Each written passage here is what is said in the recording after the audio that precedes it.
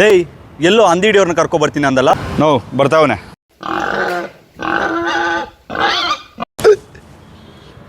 ಮೆಟ್ನಲ್ಲಿ ಹೊಡಿತೀನಿ ಲೌಡಕ್ಕೆ ಬಾಲ್ ಹಂದಿ ಹಿಡಿಯೋರ್ನ ಕರ್ಕೊಬಾ ಅಂದ್ರೆ ಹಂದಿಗ್ಲೇ ಓಡೋತಾವ ಅಂತವ್ರನ್ನ ಕರ್ಕೊ ಬಂದಿದ್ಯಾ ನೋ ಇನ್ಸ್ಟಾಗ್ರಾಮಲ್ಲಿ ರಾಕಿಂಗ್ ಸ್ಟಾರ್ ರಾಕಿಂಗ್ ಸ್ಟಾರು ಎಷ್ಟು ತುಂಬಾ ಕಷ್ಟ ಬಿದ್ದ ಬಿರ್ದನ ತಗೊಂಡವ್ರೆ ನೋ ಎಷ್ಟು ಫಾಲೋವರ್ಸ್ ಅವ್ರೆ ಗೊತ್ತಾ ನಿಂಗೆ ಇವನೊಂದು ಚಪ್ರಿ